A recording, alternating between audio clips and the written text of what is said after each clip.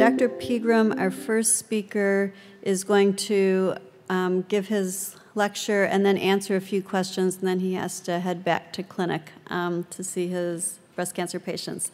So Dr. Pegram has been at Stanford a little over a year. He came to be the director of the breast oncology group here. And he started out, did his medical school in North Carolina, residency at Southwestern Texas Medical Center, fellowship down at UCLA, and I think he collaborated with Dr. Love down at UCLA. And then was in Florida for a while, and then just came back to Stanford. So it's wonderful to have him here. And he's going to be talking about breast cancer management in the genomic age.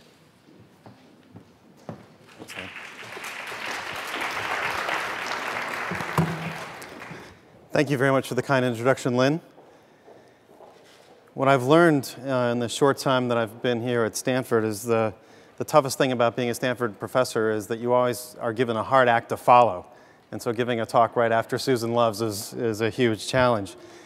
The good news is, I guess, is much of what I've learned about breast cancer actually was from Dr. Love, because we were together when I was still a fellow at UCLA, and I spent many, many hours in clinic with Susan. And we worked together for years. I'm not sure, probably 10 years, I'm guessing. Was it around? Probably about 10 years we were together. And much of what I learned about breast cancer is actually from Susan. And ironically, we were just talking about some of the needs that we have in the clinic and whether we could do a better job in terms of raising resources and what kind of things would really be the best action with limited resources in the clinic. And one of my colleagues, Fred Durbus, who's one of our surgeons, said probably the best thing we could do is buy a free copy of Dr. Love's book for all of our patients. And I believe that's true. It's one of the finest resources that patients have who have to wrestle with this condition. So it's still an amazing accomplishment to put all the knowledge together that's necessary to make complex, informed decisions. Importantly, informed is the key word. So Dr. Love was talking about genomics, and I want to focus this session on the issue of genomics. And what comes to mind is the movie The Graduate. I hope most of you are old enough to know that movie. And remember the scene where the guy is giving the young kid advice, and he says just one word, plastics? Okay, well now that word is genomics, okay? So that's really probably all I need to say, and you know what's coming next. I'd like to begin with just the highlights of what Dr. Love was talking about in terms of the available actionable markers that we routinely run in the clinic now on breast tumor specimens at the time of diagnosis. And we measure pretty simple things right now. We measure the estrogen receptor and the progesterone receptor, which are called ER and PR here. I think this laser doesn't work. I'm not sure if the pointer does either. But up on the right-hand side, ER and PR are estrogen receptor and progesterone receptor. And then that HER2 new gene is at the top in the middle. It's called HER2 for short. That stands for human epidermal growth factor receptor number 2. And the new is spelled NEU. That's the rat homolog gene, because we love to study rats. So HER2 new is the rat and human equivalent of the HER2 gene, and that's a therapeutic target. But what we should know, we now understand that we should know all of the critical signaling pathways that are deranged as a result of genetic mutations that give rise to cancer in the first place. That would be a theoretical ideal if we could know that. It turns out there are mutations in many of these signaling genes that can give rise to human tumors, breast cancer included. And if we could just understand that, so the theory goes, we could, with an N of 1 patient, measure all of their genetic mutations, analyze it at a very fine resolution, a single nucleotide resolution, understand all 3 billion base pairs in tumor cells, and then get a printout of where the mutations are, and then come up with personalized therapies that are directed only at the genetic alteration specific for that tumor, and then have personalized, clinically and molecularly appropriate therapy. That is the theoretical ideal. And wouldn't that be nice if we could pull this off? Perhaps in some tumors we can. Anti-estrogens actually work just by targeting the estrogen receptor. HER2-targeted therapy with Herceptin. It actually does work, even though it's a single gene, single target therapeutic approach. But since there are so many different mutations, more logically, one would assume that you probably need cocktails of many targeted agents really to cover all the bases in a perfect scenario. So this would be the hypothetical ideal, if we could pull this off. And we now have the technology to do this. We can measure all the mutations in a given tumor. But be careful what you ask for, because this is what a human tumor looks like. Let me just walk you through this. This is called a circus plot. And my fear is that we're going to start seeing these soon in the clinic, because soon this is going to be commercially available. And these are the types of analysis that come from whole genome DNA sequencing approaches. Around the outside of the circus, in the colored circles, are each of the numbered human chromosomes, 1, 2, 3, 4, 5, etc. Those are all the chromosomes just shown in a circle. All the black lines are single base pair alterations that were found in this cell line compared to some normal reference human genome that was available from the original studies of human genomes. Then the red and the green squiggly lines in the next inner circle, those lines are areas of chromosomal gains and losses. Sometimes they are entire segments of the chromosome that are amplified or even lost. In some chromosomes, there's examples of each on the same chromosome. Going further in the circle, you see some blue curvy lines that are narrow curves.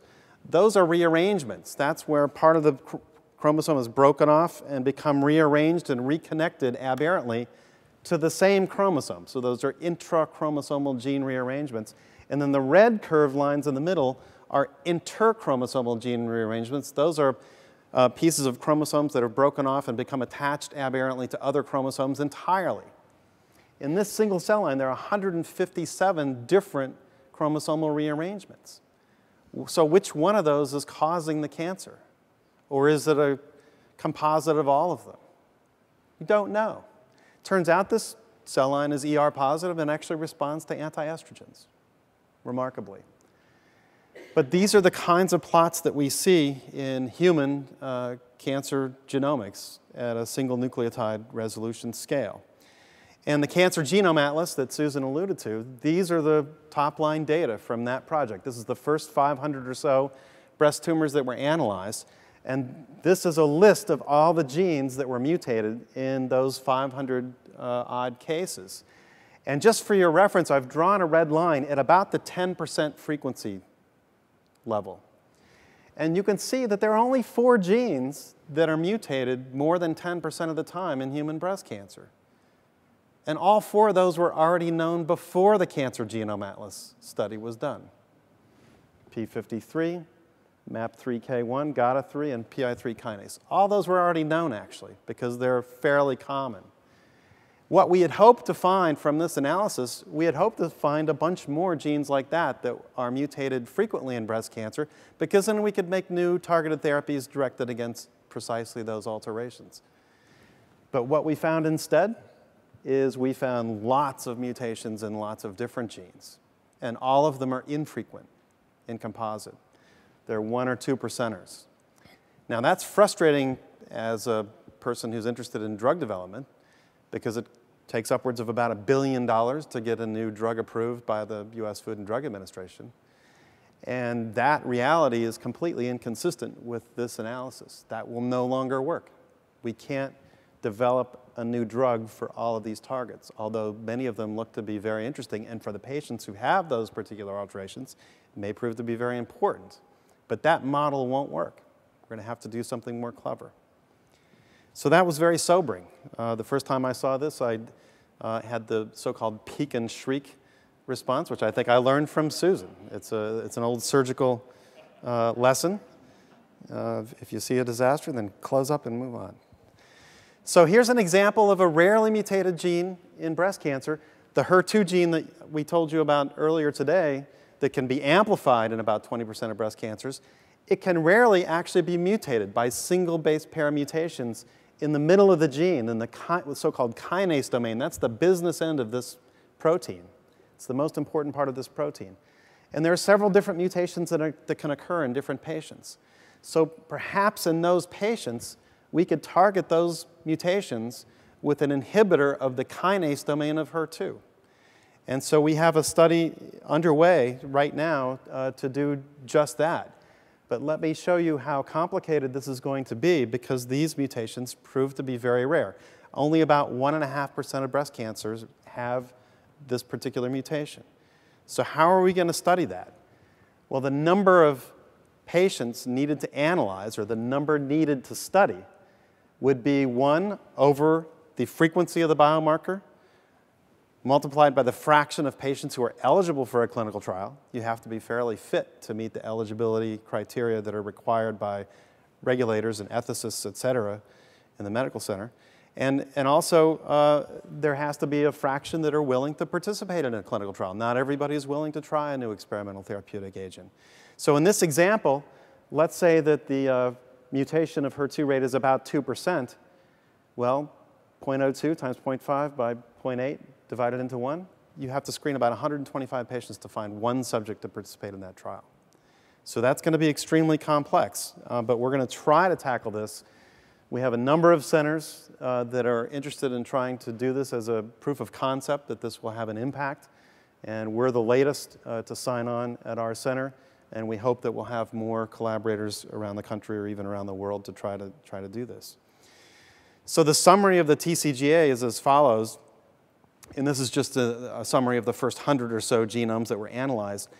Driver mutations, that is the mutations that we think are really the culprits causing the cancer in the first place, are found in at least 40 different genes in the first 100 patients analyzed.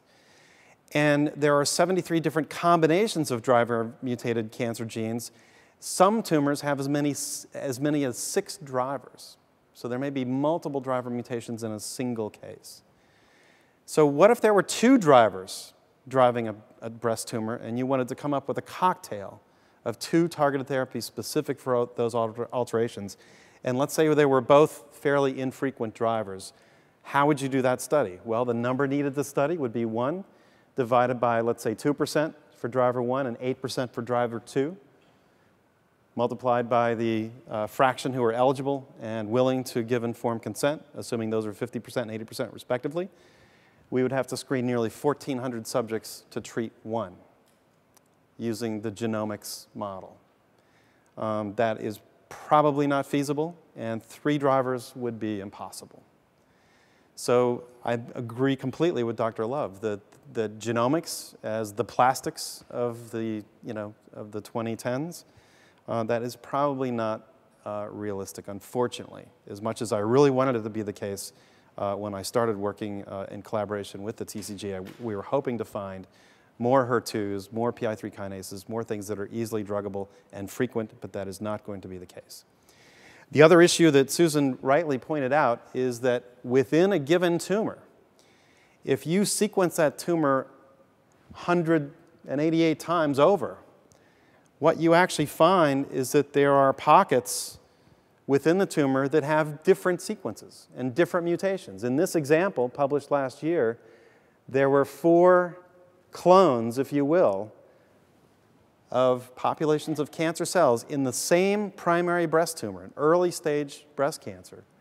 But all 4 of these clones had different mutations in the same patient. So even another level of complexity.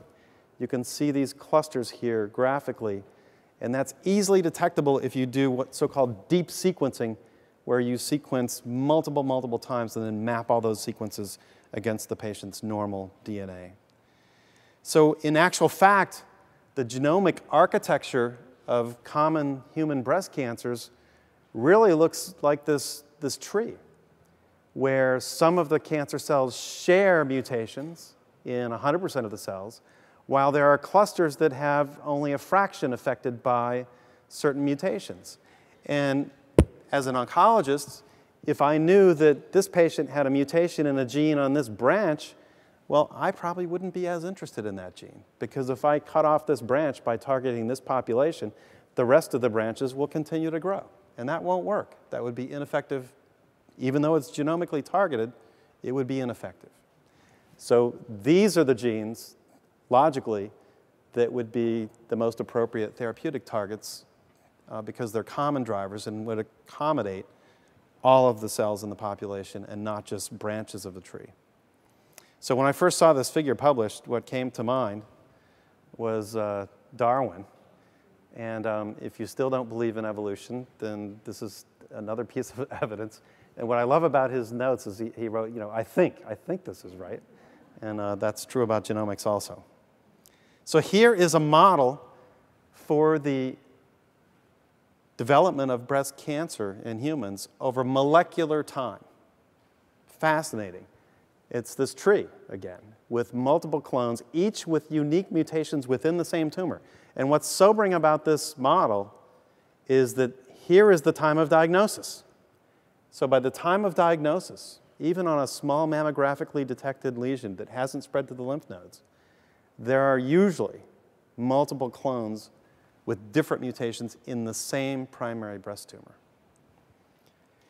Now, it turns out that some tumors may have evolutionary trees that look more like this, and maybe these will be easier to treat with molecular therapeutics if there are just a few targets to go after, while other tumors are likely to be more complex and look like this photo I snapped in Angkor Wat on a holiday over to see the temples at Angkor in Cambodia. And to show you that in actual fact this seems to be the case, here's a very nice paper from Matt Ellis at WashU in St. Louis, where they showed some endocrine-sensitive genomic sequence data sets in different primary breast cancers, and then endocrine therapy-resistant tumors. And you can see just at a high level that these tumors are genomically arguably more complex than these tumors that are sensitive to estrogen-targeted treatments. So there may be use in these circus plots, even at a high level, to help make therapeutic decisions in the future, even without the granular detail of each individual mutation. Now, these genomes in these tumors that are so complex are not static. As Susan also mentioned, they change over time. So that's another variable.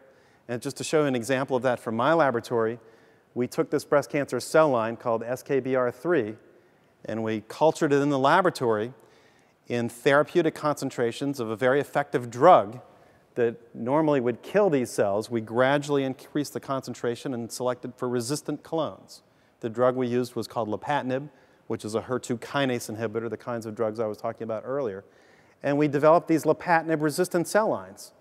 And then when we sequenced all the DNA, or all the exons and all the genes in the DNA, from each of these cells, the parental sensitive cells and then the drug-resistant cells, we found at least 37 new novel point mutations that were not detectable in the parental cell line. We found dozens of new copy number changes with different deletions and amplifications, and those covered thousands of different genes. And then we found a dozen or so in the teens new rearrangements. Now, we made a lot of these mutants in my lab and transfected them back into the parental cell line to see if we could find out which one was causing resistance. We couldn't figure it out. So even knowing the genomics in this cell line would not help me treat this patient if this were an actual patient, unfortunately, even though I was hoping that this would be an informed, whole genome way of really cracking the nut on Neratinib resistance. It proved to actually be much more complicated than we had ever imagined. So the genomic landscape of cancer is that there are many cancers and subtypes that lack a single driver mutation. The norm is multiple drivers. And targets like HER2 in breast cancer and BCR-ABL, which is a wonderful target in a form of chronic leukemia, the drug Gleevec is virtually curative in many of these cases. These low-hanging fruit therapeutic targets are actually uncommon. And the common mutations that we have found, like P53, those are not easily druggable. Many of these genes that have mutations in breast cancer are tumor suppressor genes, and there is no quick fix yet, at least from a pharmaceutical point of view, to target these. It's still a very complex problem. And then rare driver mutations are frequent. Tumors with multiple driver mutations are the norm. And cancer is actually becoming a collection of orphan diseases. So even if you were to identify a single driver situation, if the frequency is only 1 or 2%, it's going to be difficult to do enough studies to garner FDA registration in the future. So the genomic diversity and complexity of cancer does mandate a comprehensive view. And so what are the solutions? One possible solution is maybe we don't want to go after a single drug per mutant gene in the whole breast cancer genome. If these mutations fall along similar signaling pathways, maybe we just need a targeted agent that will cover a whole pathway or a large part of a pathway. And that way we could just have broad classes of effective therapeutics that could cover an entire path without having to cover every brick in the path. So that's one possible solution. And the genomic data do support that hypothesis. Many of the mutations in breast cancers in these particular genes, you can see, do fall along related pathways. So maybe if we had something upstream that could cover all these bases, that might still be sufficient. So there is some promise to molecularly targeted therapeutics, but probably not single drug, single target resolution. And this is true not only in breast cancer, but also in other cancers. Here's the pancreatic cancer whole genome data and some different cell lines from other tumor types. And you can see there are these nodes of signaling pathways that have frequent mutations at least somewhere in those pathways. So if we had a menu of therapeutics targeted at each of these pathways, that would probably be helpful. So here's my summary from the breast cancer genomics perspective. Signaling pathways resulting from all these complex mutations give rise to very deranged signaling networks, just like this one. It's very deranged, but it's still highly functional. And our job for the future is to identify, let's say, these telephone poles, because I bet if you chop down this telephone pole, the power would go out in half of, happens to be South Vietnam. So the power would go out in Ohio if you chop down this telephone pole. So I think that in these deranged complex cancer signaling networks, there are probably these nodes. Examples would be estrogen receptor, HER2 receptor. No question that those therapeutic approaches are beneficial. And now we need to find the remainder of these telephone poles and develop targeted therapeutics selectively for those. So here are these complicated and mutated and deranged pathways, but there are already examples of pathway inhibitors aimed at the receptor level, aimed at the level of signal transduction intermediates. These are all compounds that are in clinical, various stages of clinical and in some cases preclinical development as we speak. Other pathway inhibitors aimed at other receptors with parallel signaling pathways. And importantly, things that are aimed at the environment, the importance of the microenvironment. This happens to be a category of drugs aimed at the blood vessels that feed the tumors. If you could kill those, you could starve the tumor, for example. So anti-angiogenic agents may be of interest. The early ones in breast cancer haven't necessarily panned out, but there are more pathways that are involved in angiogenesis than just the ones that are available so far. So that field is still in its infancy. So this is where we're headed with genomics based on the wake of the TCGA. We have a lot more work to do, and hopefully this will accelerate the process towards prevention or eradication of the disease. So in conclusion, the challenges and opportunities from my point of view in the wake of the TCGA are as follows. Cancer genomes in breast tumors are complex. Genomic data absent cell biology, understanding the functional consequence of each of these altered genes to find out what the true drivers are, may not be particularly informative unless you understand which mutations are really critical and which pathways are critical. And then finally, my conclusion is identical to Dr. Love's here, not surprisingly, since much of what I know about the field is from Dr. Love. There should be renewed interest in prevention, early detection with better imaging techniques, immunotherapy, exactly as Dr. Love mentioned, and the microenvironment. And to be honest, we did not compare notes prior to my presentation. These were my honest conclusions based on the genomic data all published within the past year or so. Thank you very much for your attention.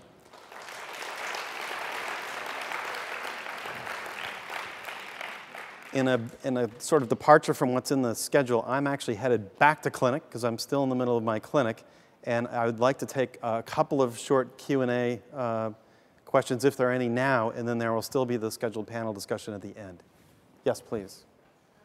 What causes the mutation? Well, that's a very good question. I think there's not enough research yet in that area either. Clearly, there are carcinogens in the environment. There's exposure to background radiation. Certainly, there's something that's giving rise to these mutations from the environment, and that, despite a huge effort, is still not well studied. We don't know exactly what all the environmental causes are. There are a number that we do know about. Radiation is a classic example. Alcohol is a risk factor, for example. But knowing every possible exposure that leads to these mutations is very difficult to sort out.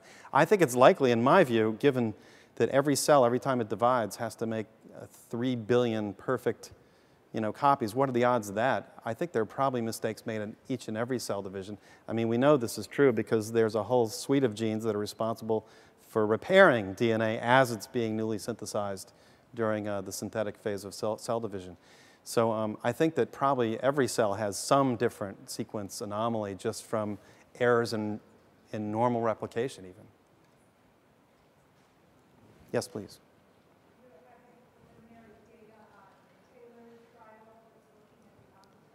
Yeah, the exciting news about, so first of all, the question is about the TAILOR-X trial. This is a study using a 21-gene assay which can segregate breast tumors, estrogen receptor positive breast tumors that are lymph node negative by and large. That's the group that was studied with this analysis. It can segregate prognosis into high, intermediate, or low risk for recurrence over the ensuing decade. And that has proved to be a very useful tool, not because of its prognostic importance, but rather because of its therapeutic implications and because of its ability to predict response to therapy. For example, we know that patients with a low-risk oncotype, it's called a recurrence score, those patients don't need chemotherapy. So now we routinely use that assay and don't treat patients with low-risk recurrence scores with chemo because they will do just as well with anti-estrogens such as tamoxifen or aromatase inhibitors. The problem that we had for the past decade or so since that assay has been available is that we don't know what to do with the intermediate risk recurrence score patients. And so now there's a randomized trial, huge, involving thousands of patients. And the patients who have intermediate risk recurrence scores were randomized to chemo versus not. And the good news about that study is it's fully accrued. So the data are maturing, and we will look at the relapse events over the next few years and measure them and do statistics and find out whether those patients benefit from chemo or not. So probably not if I had to guess, it's probably 2 or 3 more years, but it's only a guess because it's event-driven and will be informed by the Data Safety Monitoring Committee, which is kept, kind of blinded. At least the data are blinded to us until they tell us that there are enough events to do the proper statistical analysis. Excellent question, and it's a very useful assay. Last question. They sure can. Actually very few. It's another area that has not been critically studied. We do know that male breast cancers are frequently estrogen receptor positive, and they do respond to anti-estrogens. They also seem to respond to the standard chemotherapy recipes that we tend to use in women. So the treatment is not dissimilar in men. But it raises lots of other questions. Should we be measuring androgen receptor in those tumors, for example?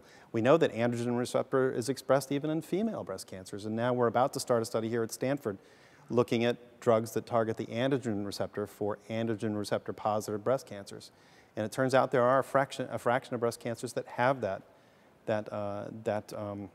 hormone receptor that's upregulated. So it's a very interesting study. Thank you all so much. Well, thanks so much for inviting me. I'm really pleased to have this opportunity to speak with you today about breast cancer risk assessment.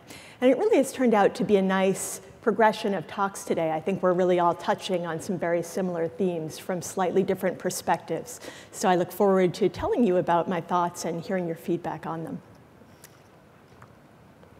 This is a slide from the American Cancer Society, which keeps track of breast cancers in terms of their incidence and mortality, as well as the other cancers that happen in the United States. These are estimates for 2013, and it's a little bit hard to see, but to orient you, breast cancer is the most common cancer of women. About 230,000 new cases are expected this year in the United States. That's over on the left-hand side. On the right-hand side, we can see estimated cancer deaths. And we heard before that somewhere in the range of 39,000 to 40,000 women are expected to die of breast cancer, certainly way too many. Perhaps one piece of good news is that breast cancer, although the most common cancer of women, is not actually the leading cause of cancer death. And I think that does reflect some progress in terms of early detection and treatment, though certainly not enough yet. So this slide is a pretty stark illustration of the relationship between stage at diagnosis, how much cancer there is in the body, and survival. And what you can see is that when patients are diagnosed with stage 0, ductal carcinoma in situ, the kind that isn't invasive yet, or stage 1, which is only 2 centimeters in size and confined to the breast, we see excellent survival. But unfortunately, when people are diagnosed with more advanced stage cancer, even into stage 4, where it's spread at the time of diagnosis, survival, unfortunately, is much worse. And particularly for stage 4 breast cancer, we really have not seen much progress over decades. So certainly an area where we need to do better. And I think this gives us a schema, which really has been alluded to before by Drs. Love and Pegram, about our opportunities to reduce breast cancer deaths. And so we think, in a simplified way, that the cancer pathway is one from normal tissue, and there you see a picture of a breast duct under a microscope, to malignant tissue, and that picture there is an early breast cancer where the dark purple cells are the cancer cells, to distant cancer spread, and that is actually a bone scan showing metastasis to bone in a breast cancer patient, and unfortunately, all too often at that point, on to death. And in the early history of treating cancer, a lot of our treatments happened after that time of distant cancer spread, when cancers became clinically evident, and that's still true for some cancer types. And unfortunately, we don't tend to have a lot of impact there. We rarely tend to have cures at that point. So with time, as we've gotten better at early detection, we've been moving forward in this pathway to earlier treatment before distant spread, and that has been much more effective. But just as Dr. Love was saying, of course, we'd all like to move even further back rather, in the chain and be able actually to prevent this progression of normal tissue onto malignant tissue. In order to do that, we want to be able to develop interventions that are appropriate to the level of risk, really making the punishment fit the crime, as it were, in terms of making sure that the kind of things we do for patients are not really unwarranted by the level of risk that they have. And that brings us to the question of how do we know which women in the population are most likely to develop breast cancer? So this slide shows a table of the known risk factors that are associated with the development of breast cancer in observational studies and the associated increase in relative risk. So we all know that breast cancer is more common in women, about a 20-fold increase if you're female than if you're male, and that in general, breast cancer tends to occur in women over 50, though certainly there are exceptions. As we go down the list, we see that another high risk factor is having an inherited genetic mutation. I'll be talking about the BRCA mutations, which certainly have been much in the news this week. Other high risk factors include a family history, which may indicate such a mutation. And then if you go down the list, there are a number of other factors which I would describe as hormonal, reproductive, or lifestyle related.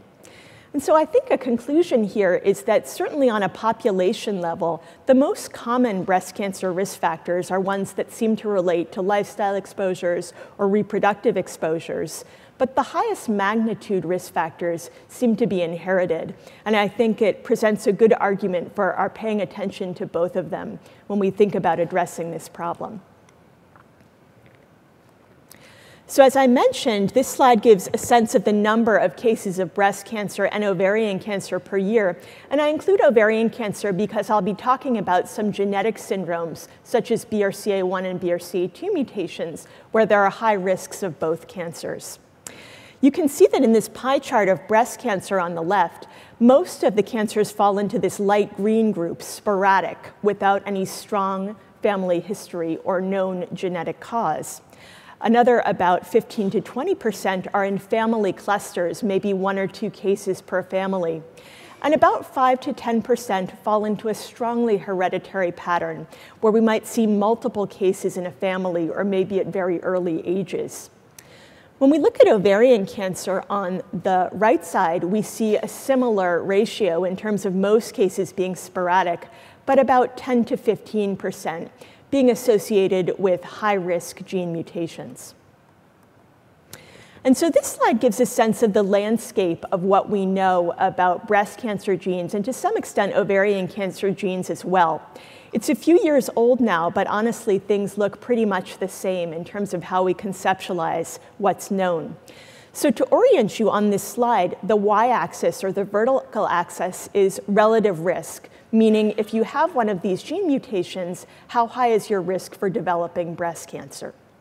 On the x-axis, or the horizontal axis, we have the allele frequency, which is a way of saying how common are these mutations in the population. And so far, in the clinic, most of the action has been in the upper left-hand corner. Mutations that are relatively rare but cause high risks and tend to come to clinical attention because of very striking family histories.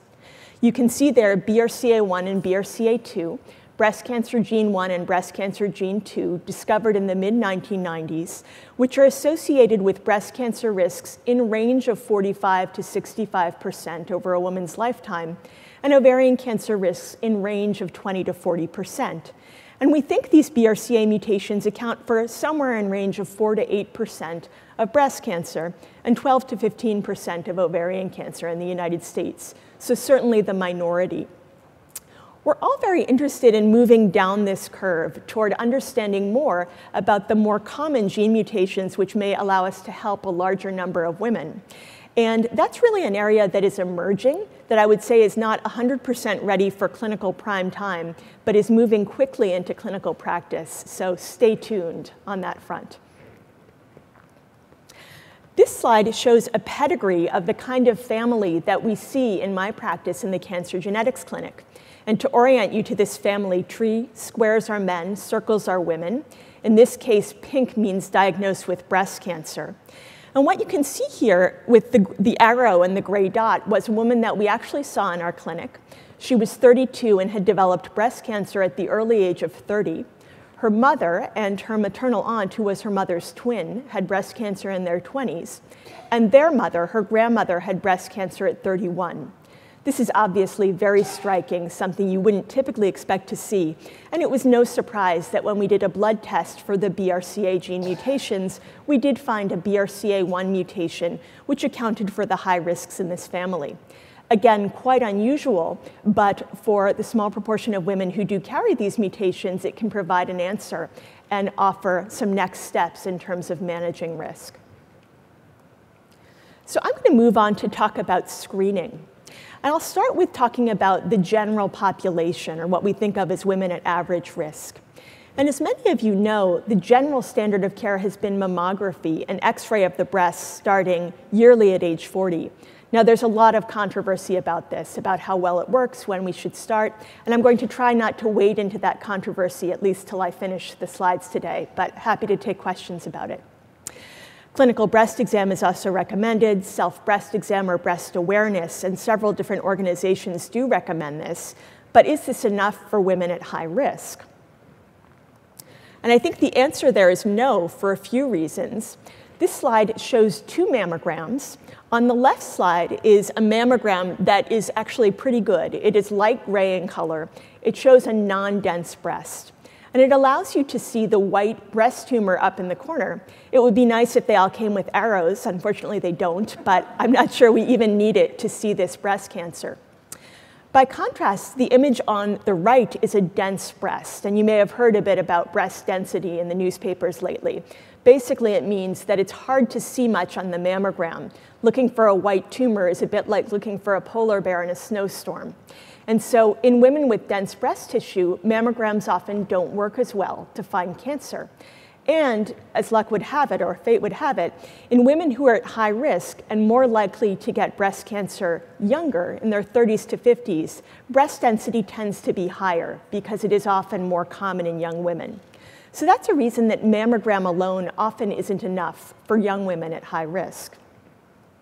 So that leads us into talking about other screening techniques. This is a little dark, my apologies, but what it shows is a magnetic resonance imaging study of the breast. This was an actual patient of ours, a 38-year-old woman with a BRCA1 mutation.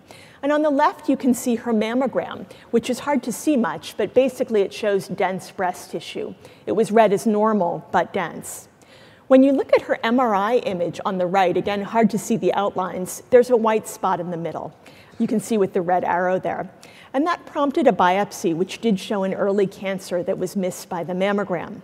And that's become a familiar story in young high-risk women and is a reason that we now do recommend MRI in addition to mammogram for women at high risk.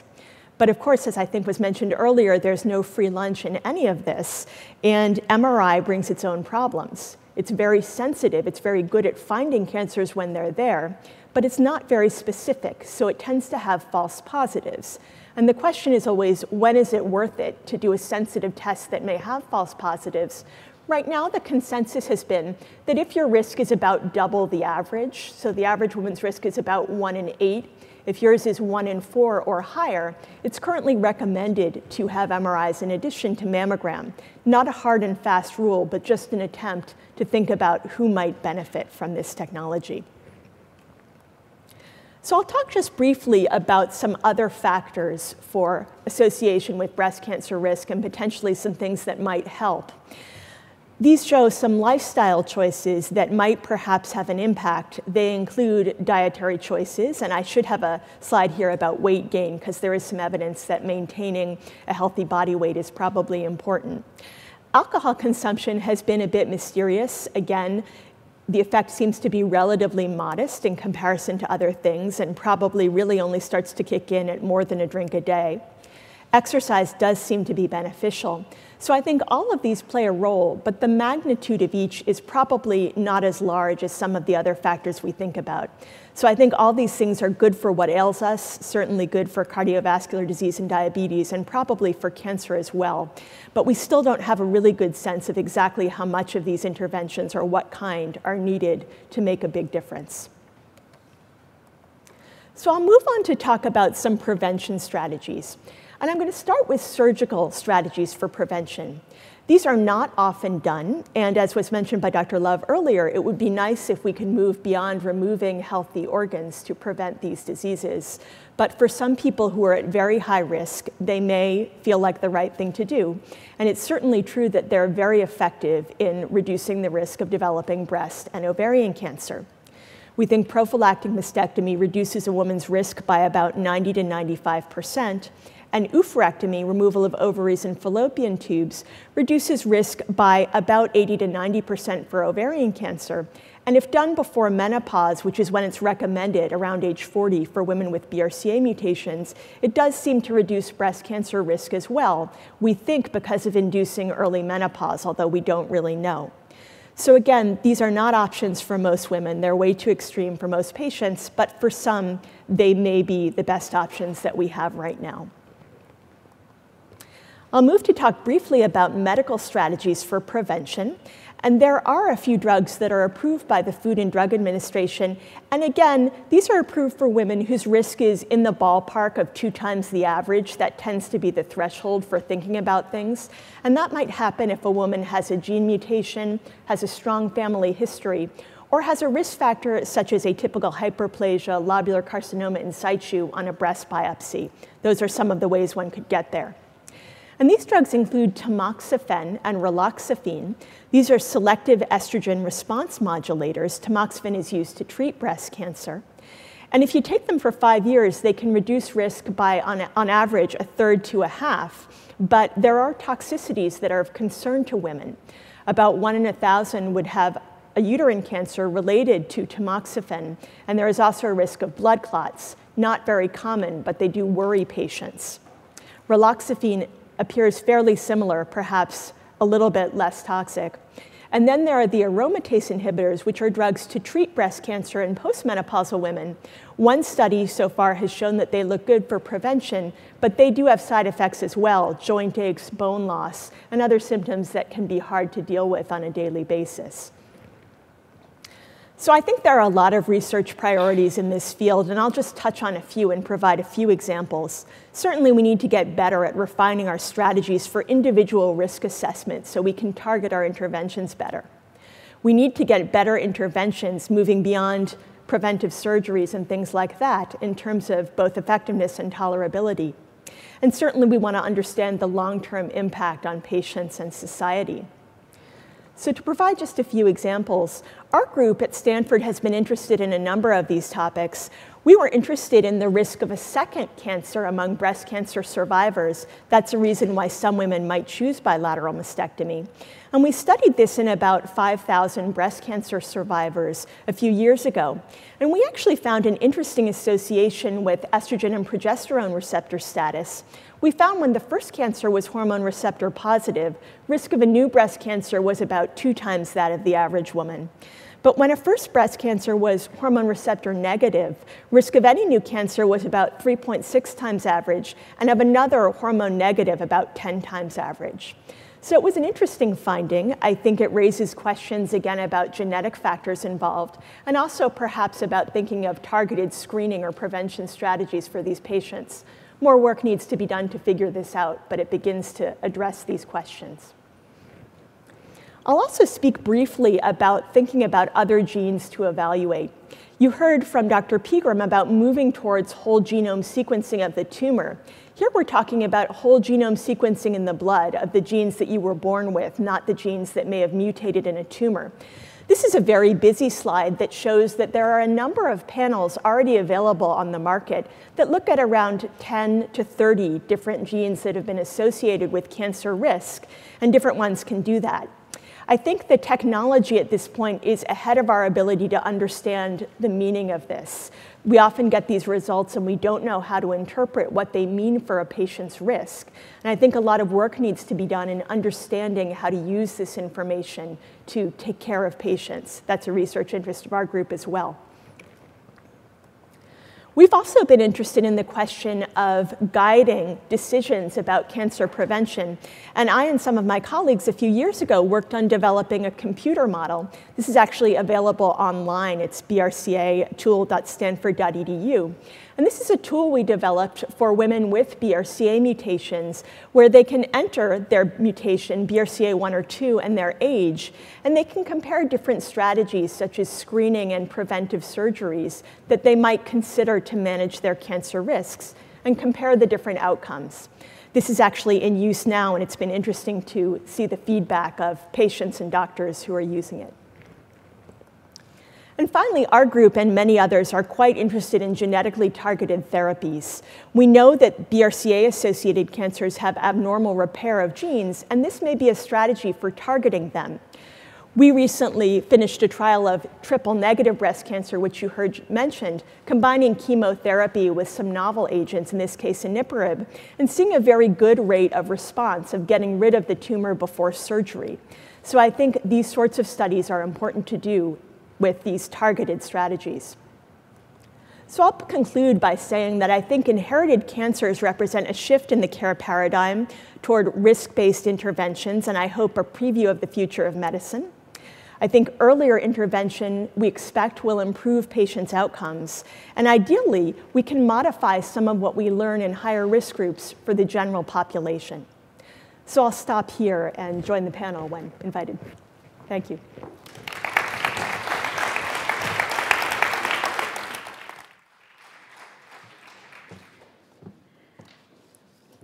So we're very fortunate to have Joyce Reinecke here with us today. So she is stepping in for Lindsay Beck, who is in Rwanda, meeting with the president.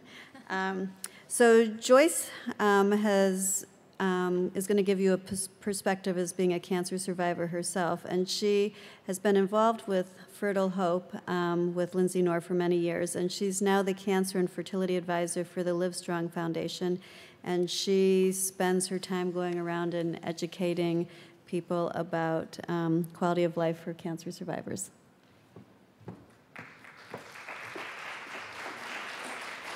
Hi, I want to thank you all for being here, and thank Dr. Westphal for having me here today to speak about my own experience as a cancer survivor and to highlight a quality of life concern for you all that I faced.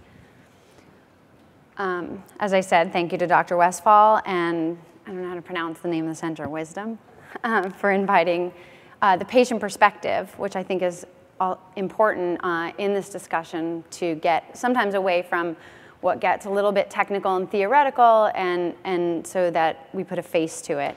I also want to thank the Livestrong Foundation, which has been very supportive of the Fertile Hope Initiative over the years. So to give you a little background about myself, I was diagnosed with cancer, not breast cancer, sarcoma when I was 29 years old, and just going about my life and trying to build a career and a life with my husband.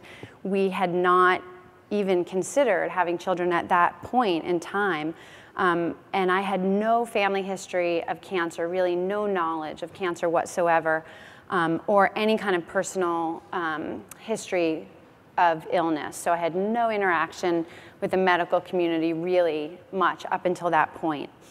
So it was quite shocking for me to learn that I had sarcoma and that I had cancer and my life was going to be disrupted in this way. So I was told that my treatment plan would be to have a fairly extensive surgery, and then we were looking at a few rounds of chemotherapy. So that was the plan. At that point, I also learned that the chemotherapy that we were considering would put me at risk for infertility. So having had no experience interacting in the medical world and in the cancer arena, it was very shocking for me to learn this. My cancer was leiomyosarcoma. It was in my stomach. It had nothing to do with reproduction. So it didn't occur to me to ask about this concern. On a positive note, this was raised for me before I left the hospital when I was recovering from my surgery, and I was able to be referred to a reproductive center in New York and undergo IVF treatment. And at the time, as I mentioned, I was married, so I was really fortunate to have a sperm donor in my husband and a willing partner to go through this process with me, and that was really all that was available at that time. So we went forward before my scheduled chemotherapy and went through a cycle of IVF and froze embryos and put them aside. Throughout this process, it really put the brakes on my cancer treatment for a few weeks and allowed me time to get second opinions. And so I do credit that process a little bit in having a rethought on what my treatment choices were. So there's often a rush to get a patient into treatment very quickly as possible, with the best intentions. And sometimes I think it's helpful to step back and understand. I started to understand a lot more about how chemotherapy worked, how systemic it was, and the effects it was going to have on my entire body, and not just on the cancer. Ultimately, my husband and I chose to move forward, and we found a surrogate. We understood that I might be under surveillance for many years. I may need additional treatment if I had a recurrence, and it just didn't seem realistic to us that I would be carrying children or being pregnant anytime in the near future. And it was something that we really wanted to experience together. We were referred to agencies in California. The state of the law was such that California was the most friendly and is the most friendly state for gestational surrogacy. And we worked with an agency to find someone who was willing to do this for us. And I had twin daughters who are now 13, unbelievably. And this is just a little tug at the heartstrings, so there they are. So for me, when Dr. Westphal asked me to think about, quality of life issues that were salient in my cancer experience, fertility had the biggest direct impact on me. It really put the wheels in motion and made me think about what my life was going to be like after cancer, and helped me really get a grip on what it was that I wanted and planning for my future. So it really made me reevaluate everything I was thinking about. So my perspective is really that of what's called now an AYA, and there's really been a lot of recognition in the past several years about adolescent and young adult cancer patients and their very specific medical and psychosocial needs. So some of those concerns that affect AYAs in a unique fashion, separate from most cancer patients who tend to be over 50, AYAs really have a lot of social isolation. I experienced this myself when I would go for CAT scans, and I really didn't have any peers, with me there in the waiting room, and my friends were all building their families and building their careers, and I was really by myself dealing with cancer. There's, of course, disruption to one's education and plans for a career. And for younger AYAs, I was fortunate to be married, but in my experience now through Livestrong and with Fertile Hope, I've heard a lot from young adults who were concerned about their dating prospects, who would want to be with them. They felt very scarred and very damaged as cancer survivors, whether anyone would want them. So as I said, my most significant concern after getting through my immediate treatment was building a family and looking toward the future.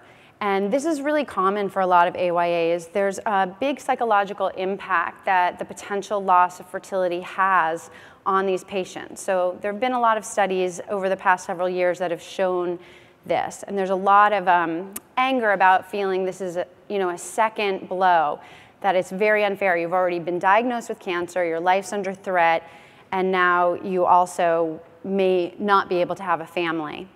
The good news is that some studies have also shown that men who bank sperm, even if they never go back and use that sperm, they actually have lower levels of distress for having done that. So it does give you a sense of having something to look forward to and plan for and hope to achieve. And there are studies too that showed survivors actually, after coming through a cancer experience, felt that that experience would enhance their ability to be a parent, that they had learned through their cancer experience many beneficial things as well.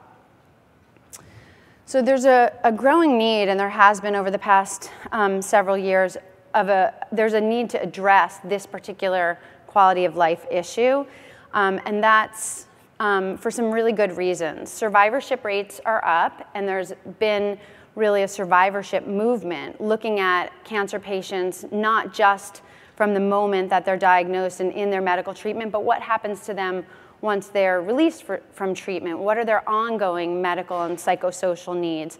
And infertility has risen up and is usually included in survivorship programs, so that's positive. Of course, because people are building their families later, we're seeing more patients, for example, breast cancer patients who may be diagnosed in their 30s, a generation ago may have already completed their families, but today may have not. And there are studies that also show that patients would really like to be biological parents despite the fact that they have a cancer diagnosis, that it is something that they're still interested in. And just to be clear, part of the problem with infertility arising from cancer treatment is in fact that it's tied to the treatment itself. So this is something I learned. As I said, my cancer was in my stomach. I didn't think it had anything to do with reproduction, but what it would have been caused by was the chemotherapy. So systemic treatments such as chemotherapy can cause infertility, and radiation, if it's to the pelvis or abdomen or even to areas of the brain, can cause infertility. And of course, certain surgeries, if they do affect reproductive organs, can cause that. The really good news is that since I had my diagnosis and went through this experience, I've seen a lot of change. There are options now before, during, and after treatment for patients, so people should know that. There are newly developed techniques that can help patients. So in speaking about breast cancer patients today, for example, there are protocols that have been developed so that someone could go through an IVF cycle and use certain drugs like letrozole, which will keep the levels of hormones down. So that's been some new development. In addition, there are tests that you can undergo. You can test embryos if you are concerned about passing on certain inherited cancers, such as the BRCA mutation, which I know is controversial, the use of PGD for that. And of course, there are third-party parenting options, and in my experience in meeting a lot of other young people who have had cancer, these are often used and very successful, so patients should understand that if they come through the cancer experience and they were not able to preserve fertility, that there are choices out there for them to help them achieve their families. And a lot of studies have also shown that even for breast cancer patients, pregnancy after cancer is considered safe if they get a clean bill of health from their doctors, and that there is no additional risk for children born to cancer survivors. They don't have any higher risk of birth defects, separate and apart from the issue of inheriting certain cancers. So the first problem that we saw at Fertile Hope, frankly, was that patients are just not getting this information, or they're getting it as a survivor when their opportunity to preserve fertility may be past. So most patients, because they will undergo chemotherapy and/or radiation treatment, are going to be at risk. But studies show that doctors aren't necessarily disclosing this risk in a meaningful way that patients understand or remember before they undergo their cancer treatment. Patients generally have a few weeks that they are able to preserve fertility before they start treatment. So this is a big concern that we hear from oncologists, that their patients just don't have time. And in some instances, that may be the case if they present and they're very ill or have leukemia. But for example, breast cancer patients often meet with a surgeon, and they may have weeks before they will start their chemotherapy that they might be able to undergo fertility preservation. And there still are a lot of fears and misconceptions about fertility treatments, whether they cause cancer themselves, whether they would be safe for cancer patients. So there's a lot of misinformation out there. And a really significant barrier that we can't overlook is just the cost of these treatments themselves. And they're not covered by insurance generally. And for any of you who have had friends, or maybe you've experienced infertility treatments yourself, you know that infertility itself is very expensive to treat.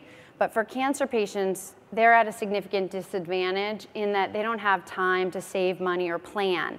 They basically get the diagnosis, and if this is something that they want to undertake, they have maybe a matter of weeks in which they have to raise the money in order to undergo these treatments. So that makes the cost even higher. We do have financial assistance programs out there that are available, so patients should know about this. And I'm just going to put up this slide to give you a sense of what these costs really are. These are just estimated costs. And of course, for women, the costs are higher. Sperm banking is generally fairly affordable, and it's of course less invasive. Again, on the positive front, in the past 10 years since I was diagnosed and have been working at Fertile Hope, I've seen a lot of movement on this issue, starting with the President's Cancer Panel in 2004, The President's Cancer Panel listened to survivors and had cancer survivors come forward and talk about their experience, and this issue of family building really bubbled up to the top and was identified as a top concern for patients across the age spectrum. And from that time, we've seen, I won't go into all of the developments, but different medical organizations have recognized and issued guidelines on this topic. The most significant would be the ASCO guideline, which came out in 2006 and said it was really imperative as a part of informed consent to discuss this with patients before they start any kind of sterilizing treatment. And the new ASCO guideline, the update of this will come out this month. So that's exciting. And as I said, on a positive note, this whole field of fertility preservation has developed in the past, I would say, decade, and it will have implications for women generally. The technique of egg freezing, for instance, has developed so that patients, cancer patients, but also others who are looking to preserve their fertility have these new options on the horizon. There have been changes in the oncology field that have really emphasized survivorship and quality of life concerns for patients, and also allowed the patient voice in decision making. So this is an important topic to discuss with patients just to ascertain what their level of interest is in the topic. On the reproductive medicine front, as I said, egg freezing, that's been the most significant advance that we've seen and allows this option for single women, which really wasn't the case when I was diagnosed. In terms of helping spread the word, the ASCO guidelines are out there. Anyone here should know that the Stanford Reproductive Medicine Center has been a pioneer in this area and offered egg freezing on an experimental basis for cancer patients many, many years ago, and we're on the forefront of this. And I would just urge that you look for resources, financial assistance, all of that is out there for your patients. And most importantly, just to bring it back to the personal level again, this is really, sometimes the topic of fertility preservation seems esoteric, but it's really about family building and giving cancer patients a say in their future. So thank you.